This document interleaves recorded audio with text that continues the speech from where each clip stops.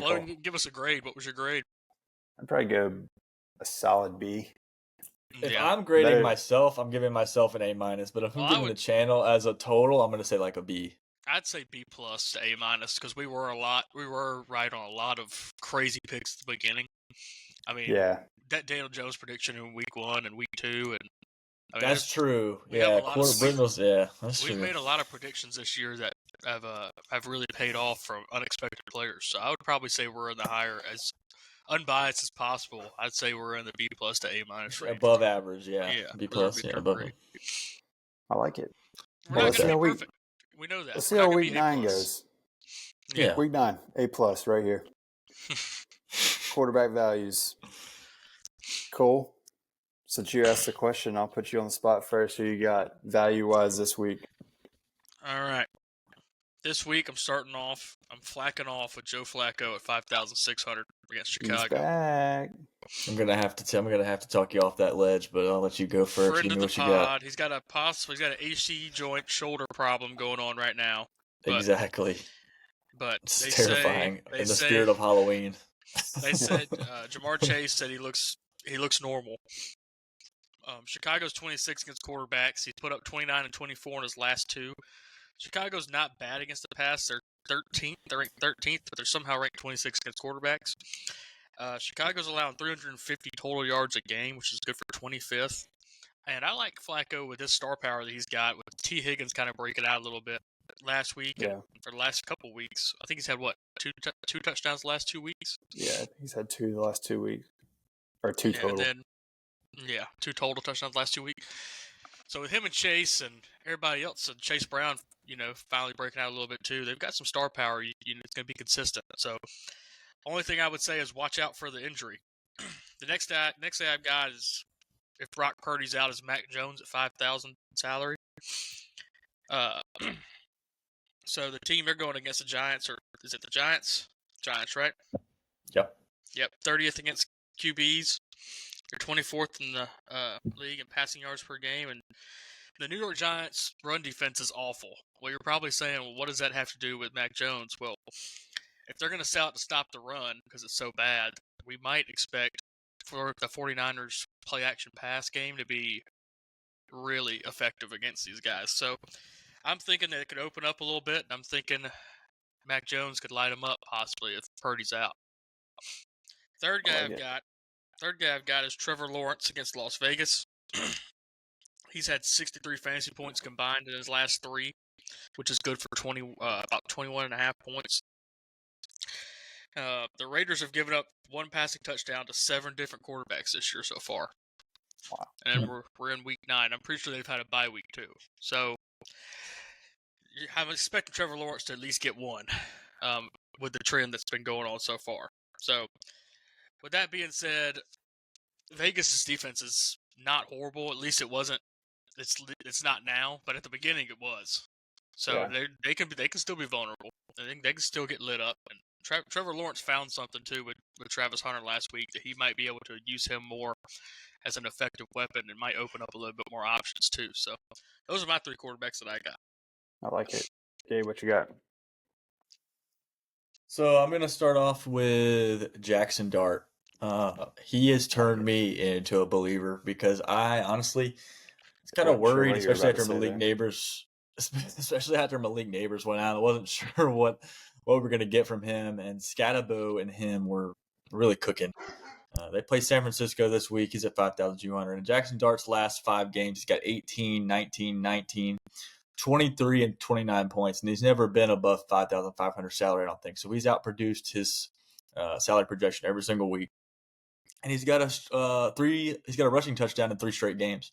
So he's giving you that value there. That's kind of why his score has been above what he's projected. So, I mean, I like Jackson Dart. I'm not going to say he's matchup proof, but I think until he doesn't do it, I mean, you've got to kind of look at him and say, you got to give him a chance. And San Francisco, with Fred Warner out, and also Nick Bosa is out, their defense is not as terrifying as they once were. I can't remember who they played a couple weeks ago, and they looked pretty good. But this game's in New York, and that game against Philly last week, Jackson Dart looked really good. I mean, they got beat because they couldn't stop the run, but Jackson Dart still was able to put up points against that defense. So I think he ended up with 23 or 29 points in that game. So Trevor Lawrence, 5,400. I think he is my favorite play at the quarterback position this week against Las Vegas. A lot of trade rumors going around in Vegas. That game is in Vegas, inside on the turf. A little foreshadowing. I got my plum pick is also on the Jacksonville Jaguars.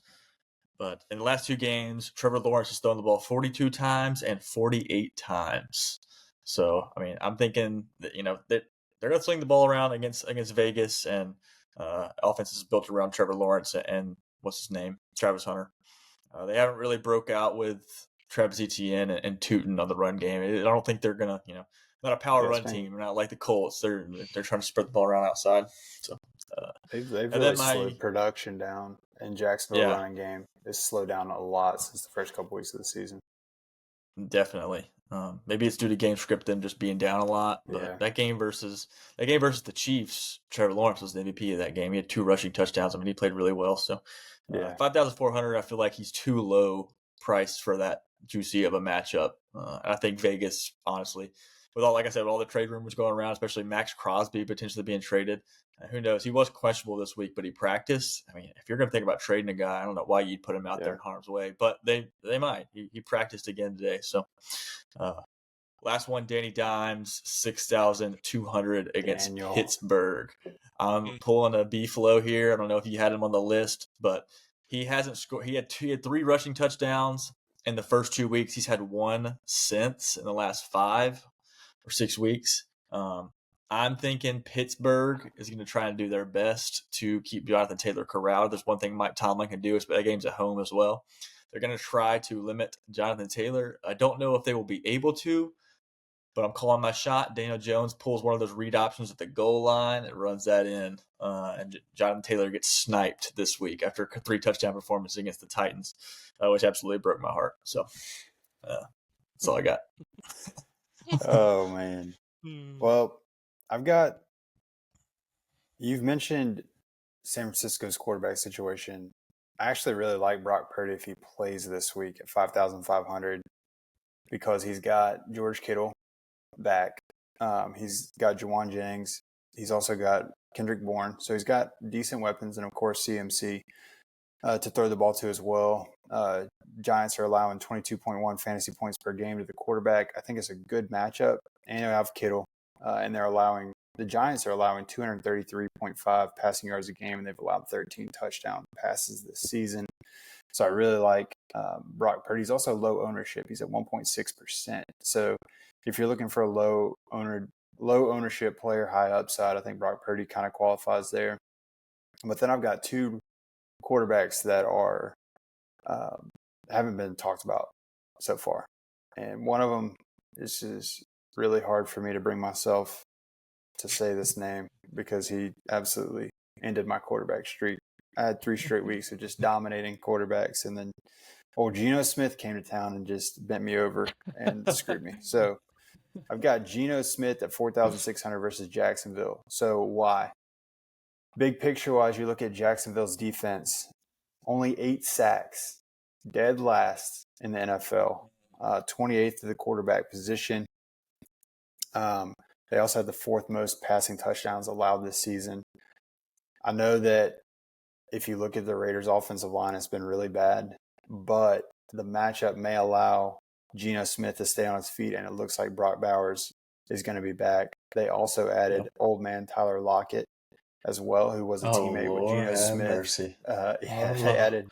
They added him, and Geno just needs some chemistry. I know Tyler Lockett's washed and he's old, but at least he's got somebody that he's familiar with in the offense that he played in Seattle with. And Pete Do you know where Tyler Lockett was? Do you know where Tyler Lockett was before this? I do know he was at the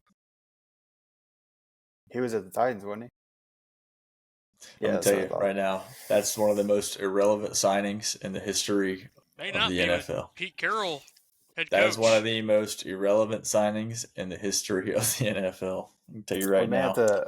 May not We, be. we may have to do a little action offline and see what happens We're to gonna have to Lockett this revisit week. that one. Yeah, we're gonna have to revisit that one. But I think overall the matchup is okay for Geno Smith, and he's only at 4,600. He's one of the cheapest quarterbacks on the slate. He's going to be low owned, so I do like him there in that spot against Jacksonville's defense, who has been susceptible to the pass. And then the third guy I've got is old man Aaron Rodgers at 5,800 versus Indianapolis. And we talked last week a little bit about this or maybe we texted about this. I can't remember.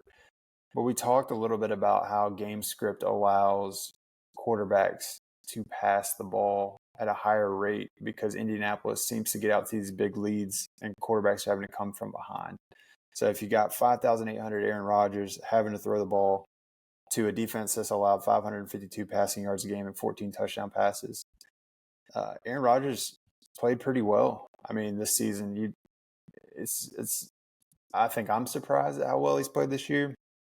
But I think if you look at it, I think this is a matchup that is going to require points, right? Because Indianapolis is averaging 33.8 points per game. I think he's going to have to throw it because if you look at Pittsburgh's defense, they've been really, really bad. Below average this year. Yeah. To Pittsburgh standards, they've been really bad. So I like Aaron Rodgers this week, having to throw the ball around at 5,800. We'll see what happens. But those are the three guys I have at the quarterback position this week. I'm glad that we had a little variety there because I wasn't sure how this was going to go. I thought we might have the same three quarterbacks. But we'll jump to running back value. Gabe, what you got running back wise for this week? All right, I'll start you off with a guy that I think he will also be one of my favorite plays this week if his running mate is out. Ramondre Stevenson hasn't practiced this week with a toe injury. They play Atlanta. Travion Henderson, 4,900. He has been on my fantasy season-long team, and he has been on the bench. He ain't played, bro. He ain't played. Weeks. That's the problem. He ain't played. Dude, the third string running back. But if Ramondre's out, he's going to play. Only if Ramondre's out. That's the only way. Yeah, if Ramondre's out, he's a freaking stud. Gibson's out with like everything, and his knee is gone. And then 2 weeks ago, let me just throw this stat out here. 2 weeks ago, the third string quarterback got more snaps than Travion Henderson did. I'm not saying start him if Ramondre Stevenson's playing, but if Travion Henderson if Stevenson's out, then you got to put Henderson in. He's 4,900. He had 75 yards on 10 carries last week. You do the math. That's 7.5 yards a carry. So he played 23% of the snaps, and Ramondre Stevenson's averaging like 1 yard a rush. So if Ramondre's out, you got to start Travion at 4,900. You just have to. You have to do I'll go no touchy early. No touchy Travion's. Regardless the situation. I don't know if you guys watched the Chiefs game last week, but at the end of that game, Pacheco avoided a major knee injury with an MCL sprain. Would have been way worse, and he definitely was sweating that one out. Yeah, Kareem Hunt is 4,007 on the sideline. Yeah, his celebration on the sideline is like, holy cow, that could have been really bad, but thank God it wasn't. Yeah. I think he misses this week, even though it is versus Buffalo. Even if he does play, if he is like ruled active against Buffalo, I mean, coming off an MCL sprain, I don't see how you fight through that against Buffalo. You can't be limited in that matchup. I mean, that's a big game for both those teams. Kareem Hunt's 4,700, and then Brashard Smith is 4,200. I like Kareem Hunt, especially in a big game. I don't think they're going to throw Smith out there and trust him as much as they would Kareem Hunt, the way he's been playing. 2 touchdowns last week. Kareem Hunt, if you're getting them at the same price, I'm going Kareem Hunt. And then last guy is Tyrone Tracy. Spent my entire free agency budget in the fantasy league on Tyrone Tracy today because of Catabo's production. He's a pass catching back. We saw it last year. He was good with Daniel Jones.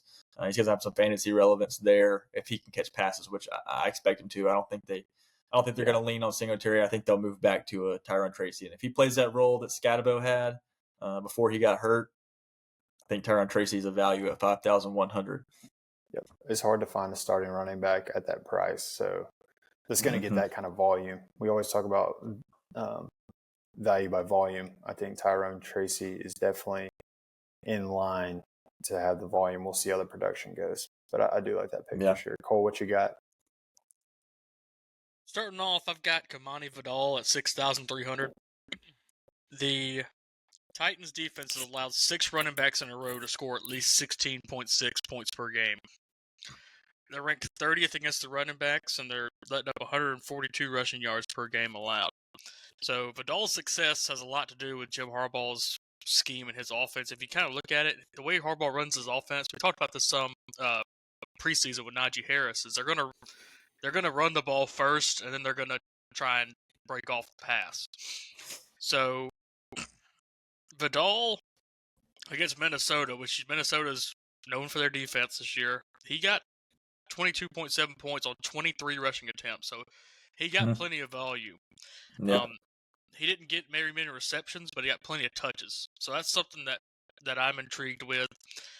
I'm not really sure. I mean, I don't even know the Chargers' backup running back right now. Was Hassan Haskins? I don't think Hassan Haskins is healthy. He's out. But so if he's out, then there is no backup running back. Yeah, so we're expecting high volume again for Kamani Vidal and playing more snaps. Second guy I got is Chase Brown, thanks to Joe Flacco opening up the offense on the outside. Chicago's allowed 6 running backs to score at least 13 points so far out of this 8, going up to 9 weeks. So I expect more success, more continued success from him. His last 2 games, he's had 15 and 25. So that's another guy that I have labeled as a breakout potential guy. And then third guy, like Gabe said, was Tyrone Tracy Jr. at 5,100. He's a starter with past success. As you know, he had a little success last year coming in for Devin Singletary. And the 49ers have also allowed, this is an interesting stat, which I didn't think was accurate, but I had to confirm it. The 49ers have allowed a running back to score at least 15.1 points per game, 5 games in a row. Wow. So I need to kind of look. I think it was that right before. It was either right before or right after Fred Warner went down. Yeah, probably both. So it's probably a combination. Yeah, it's a combo because Fred Warner was playing when Kyron Williams had his massive game. Yeah, and as we were talking about earlier, Scatterbo, he was getting those touches. He's getting those carries. We might have to credit Jackson Dart in his ability, too, for allowing Scatterbo to break out, because at the beginning of the year, Scatterbo couldn't do nothing with Russell Wilson. Like he was not very impressive. But now with that running threat of Jackson Dart, it's possibly going to open up some lanes for Tyrone Tracy, too. So I'm expecting success from Tyrone Tracy at 5,100. I like it. Well, I have officially been cut off at the knees because y'all have sniped me from every possible angle here. If I sniped you can just throw it. So you can just throw it back to me. I got one more if you don't want to. If you don't want to repeat offender. I'll pivot and then let you hit your last one. A guy that's interesting to me is Tajay Spears for the Tennessee Titans. He finally overtook Pollard percentage-wise on snaps. He's listed at 5,100. He did get a touchdown last week, and he was rushing for a solid average per rush. So I like him. And I wrote this down a little bit. I don't think the Chargers defense is quite as good as you like against the run as we think they are. They're 24th to the running back. They're allowing 22.7 fantasy points per game. And like I said, Tracy had 17.2 fantasy points last week. I think the risk there for him is, Pollard and him are pretty close to 50-50.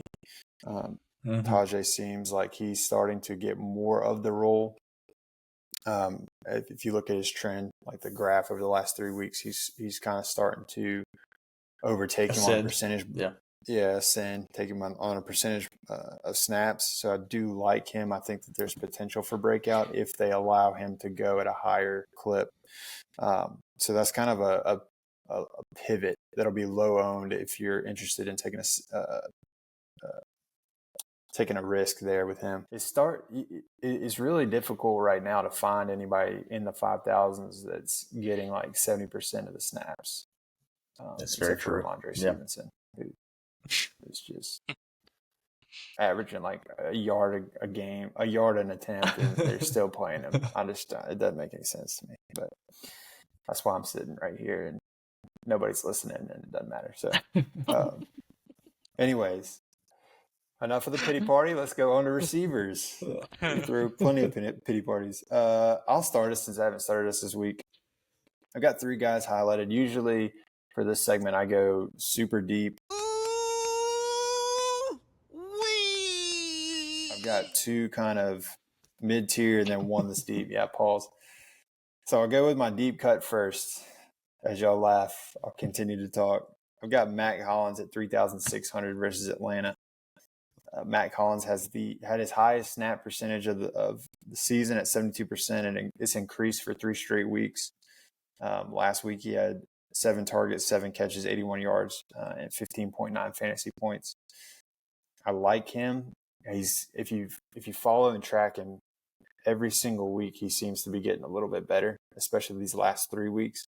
And Drake May's like kind of just been awesome this year. Whatever receiver is available, he's hitting them. It doesn't matter. And the thing too is like if you look at his snap percentage compared to like a Stephon Diggs, Matt Collins is playing. He's on the field more than Stephon Diggs is. So it's really interesting for him to be priced at 3,600 coming off a great week last week. Be curious to see if he can continue that production. Atlanta's a much more difficult defense than they faced last week. So actually, they played Cleveland last week, didn't they? New England. Yeah, they did. So producing as Cleveland, maybe he can produce against Atlanta too. That's my deep cut for wide receiver value plays. But the main guy I've got circled this week, a little foreshadowing, is DK Metcalf at 5,500 versus Indianapolis. Yeah, I like it. DK Metcalf is a number 1 receiver. The last 4 weeks, he's had 26.6, 19.5, a stinker at 8, and then 16.5. So he's had 3 of 4 really good weeks. And I think there's going to be a lot of opportunity because I don't think anybody's slowing down the Indianapolis offense. And if they get out to that early, like we talked about, I think there's a lot of opportunity for DK Metcalf in this game. And then another thing interesting about DK Metcalf is he's on 29.8% of first read targets this season. And he's got a 20% target share. So the volume hopefully is there. I think it should be. Just if you think the game script's going to go the way that we've seen Indianapolis's game scripts go this season, I think there's a lot of opportunity to get a starting wide receiver 1 at 5,500, which is a great price. And then the second guy I've got on my list, y'all talked about him a little bit and hinted at him. I think this may be one of Gabe's favorite picks this week is Travis Hunter at 4,700 versus Las Vegas, who's 28th to the receiver position, averaging 39.6 fantasy points per game. We've already talked about how their coach wants to incorporate him in the offense. Last 2 games, he played 78% of snaps and 87% of snaps, and it's increased every week if you look at that trajectory as well. And then, of course, the biggest indicator is last game before the bye week, he had 14 targets, 8 catches, 101 yards, and a touchdown. Brian Thomas Jr. is still questionable. I think I saw where he was limited in practice, so I bet he'll play this week. But if he doesn't, Travis Hunter has got to be a start, I think, just based off of his last week performance before the bye. So those are the 3 guys I've got. Cole, what you got at receiver? Flo, who was your third guy? Was Travis Hunter, DK Metcalf, and who? Matt Collins from New England, 3,600. That was my deep cut. The Mac attack. No shoes, Barefoot Matt, baby. Barefoot Matt. Yeah, starting off.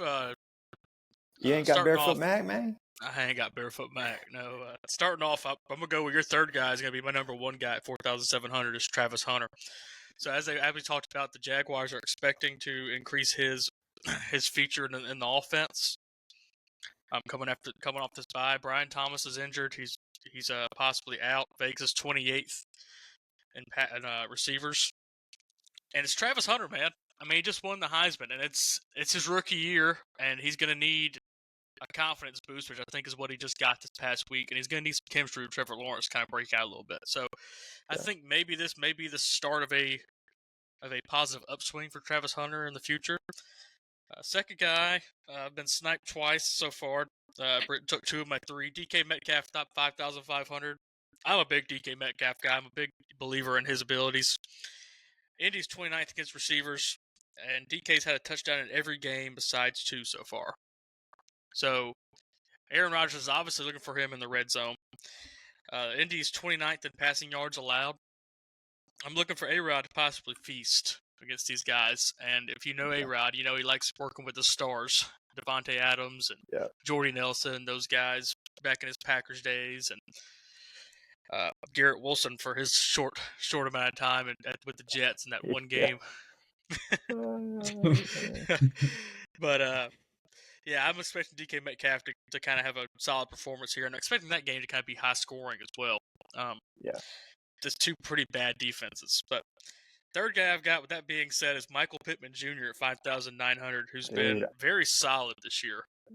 Quietly dominating. Very solid. He hasn't really gone up in price this whole year either. He's stayed in the 4,000 to 5,000 range this whole year, but he's had weeks with 19, 20, and 23. So I've got him. Like I said, he's 5,900 salary. Pittsburgh's 31st against receivers, and they're 32 in passing yards allowed. And Michael Pittman, as I just said, has had 20 and 23, so he's kind of improving, even though he's been solid, like we said. So I'm expecting Michael Pittman to have a solid game because I feel like Pittsburgh's going to have to sell out to stop the run, to stop Jonathan Taylor, because Jonathan Taylor's on a nuclear pace right now. I mean, he's going full Godzilla nuclear, man. I mean, he's insane. So if Pittsburgh sells out to stop the run, I'm expecting Michael Pittman to have a big day. So that's why I've got him in my lineups. Gabriel? I've got a lot, man. It's hard for me to pick. I love the value in between like 6,500 and 5,500. Even like some guys below that. But my guy's actually not Travis Hunter. I'm thinking about Brian Thomas this week. And you guys maybe turned off against it. But the volume's there. I was looking at his stats in the last 4 games. He said 7 targets, 10 targets, 6 targets, 7 targets. But he's not really catching, That's the problem. But the balls get thrown his way. And when you look at a team like Las Vegas, whose defense is kind of a dumpster fire, I feel like a product of targets not being completed is, better defenses and or people, breaking up those passes. And I still think Brian Thomas is the best receiver on that team. Travis Hunter has a knee issue, and he was limited today. He was not limited the day before, which makes me think it flared up in practice. And like I said, it's in the spirit of Halloween. Knee injuries terrify me more than hamstring injuries, to be honest with you. We talked about that last week. Brian Thomas with a shoulder injury, I feel like that's more of a maintenance thing. I don't think that's really a concern. So I'm going Brian Thomas. I think the money's going to be on Travis Hunter. A lot of people will lean on that, like you said, because he's a lot cheaper. But I'm going towards Brian Thomas. This right here may get the channel canceled. The next thing I say. Hold on, before you get canceled, I just want to say one thing. If Brian Thomas doesn't play, I've said this before, Parker Washington, got to keep your eye on. Okay, and De'Ami Brown. Canceled. And De'Ami Brown. Nah. So Drake London 6,400 is questionable with a hip. Darnell Mooney, full participant in practice at 4,400. What do you say about Darnell Mooney after last week? Nothing. I honestly think Kirk Cousins was intentionally throwing that game after what Atlanta did to him last year by putting Penix in after they paid him all that money. So in my opinion, I feel like that was more of a Kirk Cousins issue than a Darnell Mooney issue. Penix practice limited today, also with a knee injury. If Penix is back, I like Mooney. If Kirk Cousins is playing, I do not like any receiver for the Atlanta Falcons. I don't like anybody. Stay away. That is a no touchy if Kirk Cousins is playing. That game wasn't Kirk Cousins' fault if you watched it. Those receivers were not running the right routes. The whole time, Kirk Cousins is like, he throws the ball and Kirk Cousins is like, look, man, the plays ain't changed, all right? I'll tell you that, right? The plays ain't changed. The play calls are the same. That's He gonna. didn't. I'm putting that on the QB. I'm putting that on the QB not getting in touch with his guys in practice, just either like not communicating in practice and or not taking practice seriously and getting chemistry with the receivers. Because that problem didn't happen with Penix. I'm just gonna say that. The best. So this guy, you guys mentioned Purdy and Mac Jones. Jawan Jennings, either of you mentioned him at 4,300? No? I like him though. You do like him? I like him. Yeah. Yeah. He's had 7 targets in back-to-back games. I don't know if the connection with Mac Jones. Well, actually, I'm not saying I don't know. I know the connection is not as strong with Mac Jones as it is with Purdy. When Purdy plays, yeah. Jawan Jennings goes That's off. good. Yeah. Pearsall is out, I believe, but Kendrick Bourne is in. So I like Jawan Jennings, 4,300. That's a really low price. I mean, he's like 6,500 maybe at the beginning of the season with Ayuk out, and he's just dropped due to injury and kind of the ascension of Kendrick Bourne. So I think you get a steal of Jawan Jennings at 4,300. And I think people are forgetting that he's even on the team because the team has just been kind of mid this year. Dude, I've got a lot of receivers. I don't want to spend too much time on it because this show is limited. So I would just advise people go to the TikTok channel and check the weekly post because I'm not going to touch on them all. Pause. Immunity. Let's go to the tight ends. Give me one more. I'm all just right, curious. one more. Give me one more. Either of you guys, I'm assuming, I don't think either of you guys mentioned Khalil Shakir at 5,300. I've already mentioned him, dude. Did you really mention Khalil Shakir? I didn't think so. No, but I do like him too. 5,300, had a season best last week, and he caught a long touchdown. Anybody that plays Kansas City, the tempo has to be put up because Kansas City is going to put up points. Buffalo's defense got exposed against Atlanta. They got exposed against who else was it? The Ravens, and there's another team I think too before that. So I think Kansas City's going to put up points, and Josh Allen's going to have to score as well. It's Khalil Shakir's wide receiver room. He's the only guy who gets consistent targets. He operates in the slot. He operates outside. They've got good chemistry. I like Khalil Shakir at 5,300 in a game I'm taking the over on for sure. Yeah. I like Shakir. I liked him even if you looked at his numbers from last year, the back end of last year.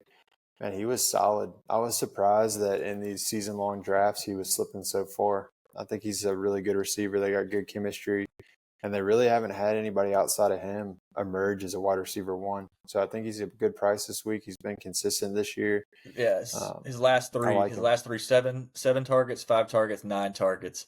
He still hasn't broke the century mark in receiving this year, but he has 3 touchdowns.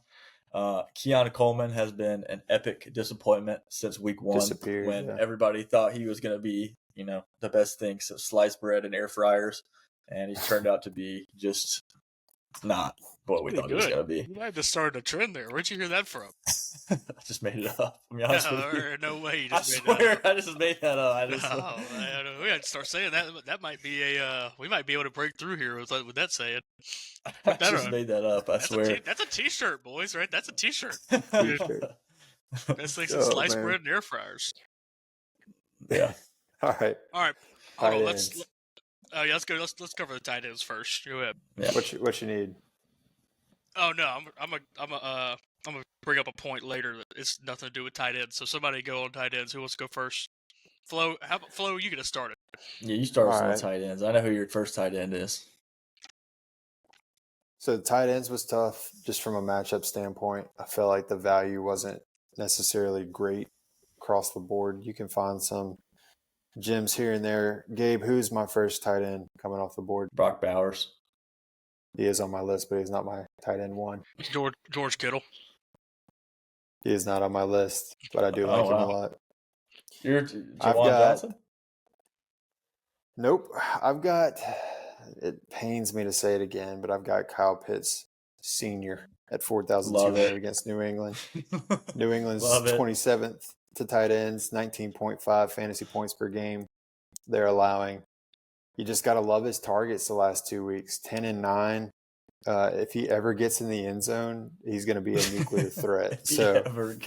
I mean, he's had 1 this year. So if they can get in the end zone at 4,200 and keep the pace of targets going, especially if you look at Drake London. If there's a reason he's out this week, expect the targets to continue to trend upward.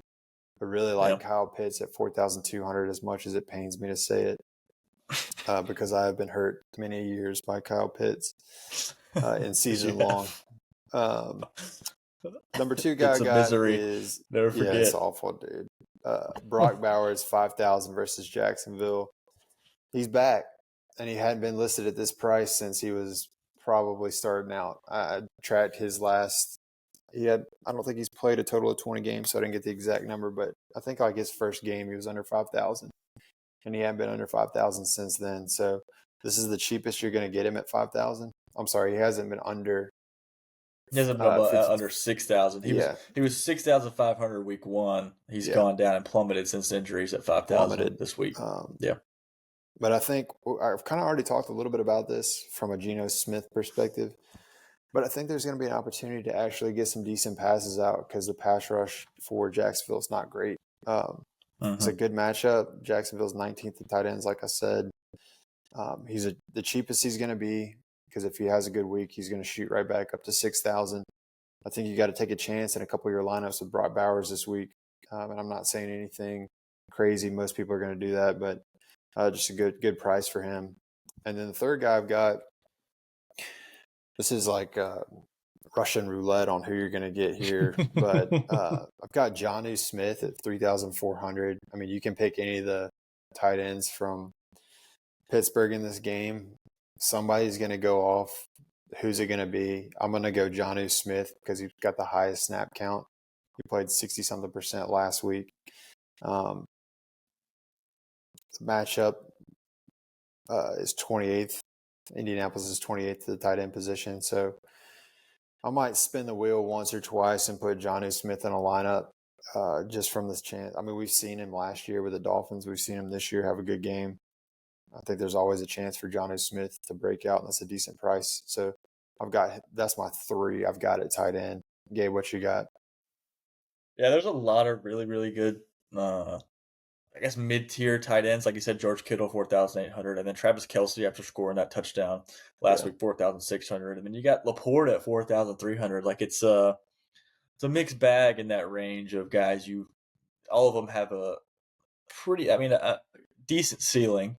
We're not talking prime Kelce, that type ceiling. But they definitely had their games where they go off. But I'm going to lean more on the value side with this one. I'm not going to duplicate Brock Bowers. I mean, I think it's pretty obvious he's be heavily picked, but I'm thinking Juwan Johnson, and I know Cole was probably looking at this. He's shaking his head. At the end of that game last week when Shaw came in, they absolutely refused to throw the ball to any running backs and decided just to go heavy on Rashid, Shaheed, Olave, and Juwan Johnson. And Johnson had 8 targets and 7 targets a week before that. Obviously, he killed it at the beginning of the season, averaging about 9 targets a game. Had a little bit of a lull there. Went on a nice losing streak. Won 1 game this year. They're hopefully they're hoping that Shaw will open up the doors to some better production. Who's Shaw? Connor Shaw? Tyler Shaw? Is that Tyler his name? Shuck. Tyler Shuck. Tyler Shuck. Come on, guy. Sucks. Dang, Come on, you're worse than me, bro. Tyler sucks this week. Should get a good should throw the ball to Juwan Johnson. Man. That's what I was gonna say. Is that your last tight end? Yeah, Tyler sucks and Juwan Johnson stack them. That's my last one. Hey, I was about to say, that dude. was my question. What do y'all think about how Tyler Shuck's gonna do this weekend? I think he's gonna be exactly like Spencer Rattler. Yeah, I think it's a lateral move. I think he's gonna be way better than Rattler. I really do. They're gonna stick with him the whole rest of the year too. So hey, save your Saints talk for somewhere else. We don't listen on the Saints channel. We don't care about the New Orleans Saints. I'm not gonna sit here and talk about the Titans. Well, the reason I was asking is he's good. If you want to take a chance, he's what 4,800. No, he's too cheaper high. than that. Too high. I mean, he's at 4,000. He's got potential. Too high. He's 4,400. Too high. Wouldn't pick him this week though. Don't pick him this week. I wouldn't start him if he was not free. This week. What a great way! Let's put the rookie quarterback against the Rams. Idiots. Yeah, well, let's not. I mean, Jawan Johnson, he's got all those targets, and you're like, oh, he's got all those targets. He also has about 4 to 5 drops a game. He He can't does. catch. He can't But catch. if he gets 10 targets, he's catching at least 6. All right, guys. Well, my tight end, we've kind of picked on these guys. Kyle Pitts, 4,200. He's got more targets lately. He's going against the 30th ranked defense against tight ends. I mean, you gotta love Kyle Pitts, man. I mean, just gotta love him. He's just the guy. You know, he's gonna frustrate you some weeks. He's also gonna look like a stud some weeks. So hopefully he'll look like a stud this week. George Kittle at 4,800. I think he's going to be the top target on the San Francisco offense. Sorry, Jawan Johnson.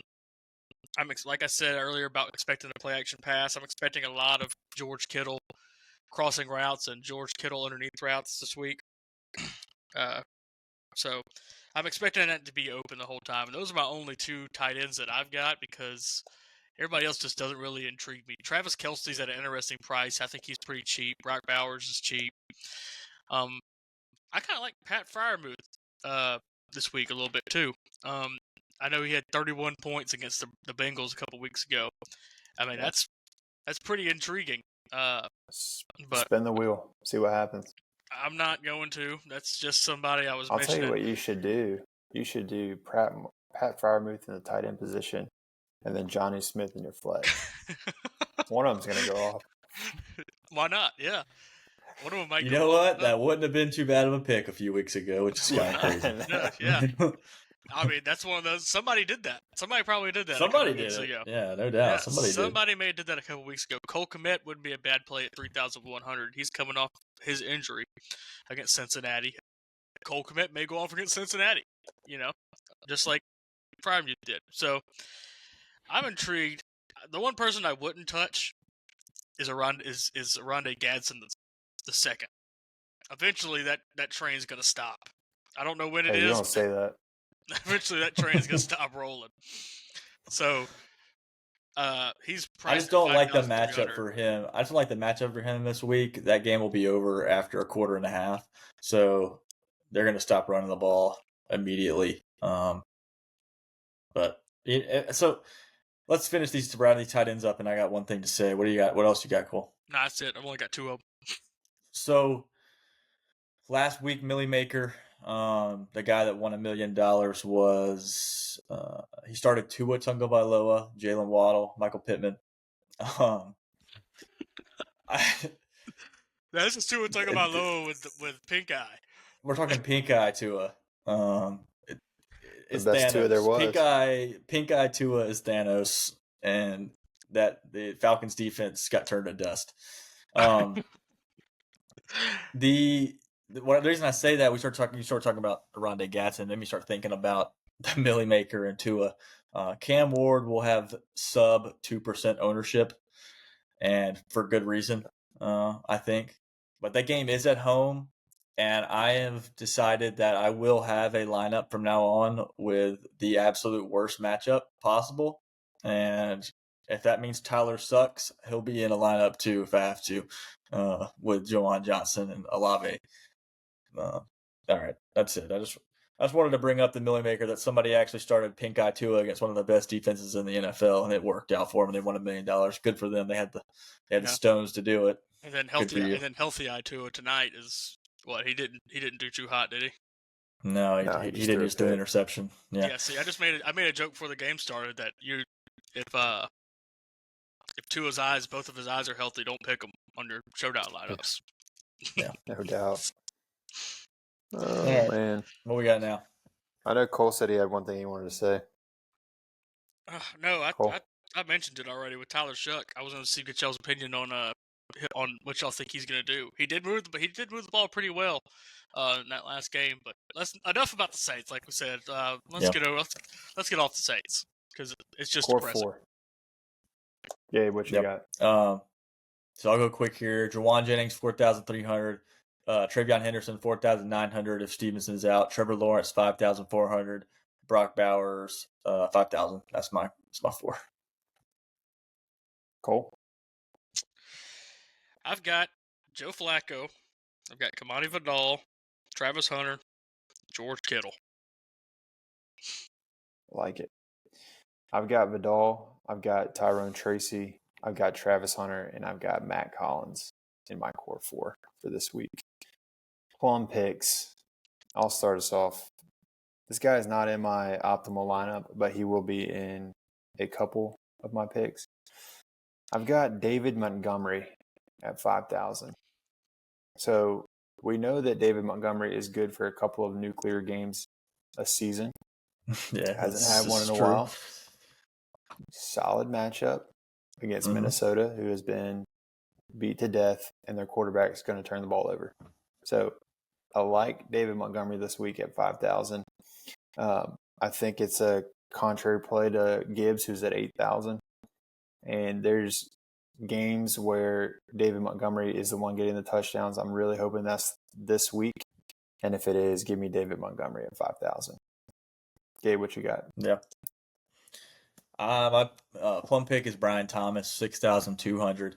I know people have been very disappointed in him this year, especially season long, people who drafted him within the first 2 rounds. But this just has all the makings of either a long touchdown or just an inferior team, and the Raiders just really not even wanting to be there and not wanting to cover anyone. So the Jags still have a lot to play for in that division. No team has really taken a hold. That's the Titans division. It's the Titans, Texans, Jags. Actually, I take it back. The Colts have taken hold of that division. Yeah. Let me take that back. Let me take a step back. The Colts have absolutely handled that division. But it's like I said, they're still at least very competitive. The Raiders, dumpster fire. I'm taking the talent this week, and I think he'll be low owned considering Travis Hunter's potential breakout out there. So yeah, it's mine. I like it. Cool. All right. Tell you what. Tyler pick. No. Please do it. Somebody we haven't mentioned this whole podcast that came back this past week, scored 12.5 points and was at 4,400 salaries. The same thing this week.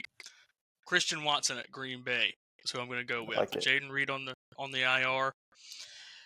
He had 4 targets for 85. Pick. I'll tell you, that's 4 receptions, 4 targets for 85 yards. So that's who I'm rolling with. I'm expecting that guy to have some more opportunity. Against Carolina. I like it. I don't mind it. I expect DK to go off as well. Yeah, that was my original plum. That was my original plum pick was DK Metcalf, and I decided to change it because I was like, too easy to guess. So I guess it's I thought y'all were talking about DK for the. Oh, you're talking about DK for the Titans. I was like, what, DK? No, that is who I'm talking about. Yeah, I think that is. I was just expecting to pronounce it the other way. No, there's a reason I didn't say his first name. It's because I can't. So I just went with his last name. Shamir. We'll go AI optimal lineup real quick because I know we're running out of time. AI optimal lineup's got Jackson Dart at the starting quarterback, Jalen Warren at running back, CMC at running back, Travis Hunter at receiver, Jamar Chase at receiver, Wan'Dale Robinson at receiver, George Kittle at tight end, Tyrone Tracy as your flex, and the Giants defense at 2,400 for a total of 142.2 projected fantasy points. I'll go ahead and keep rolling with my optimal lineup. I've got Geno Smith at quarterback, Kamani Vidal at 6,300 at my running back, Tyrone Tracy at my running back, Jamar Chase at receiver, Travis Hunter at receiver, Matt Collins at receiver, Brock Bowers as my tight end. Save some money so I can get an anchor, Jonathan Taylor at 9,800. And then defense, I've got the Falcons coming off an absolute beauty of a performance at 2,500 for a projected total of 130.3 fantasy points. Now, you've got stones to start.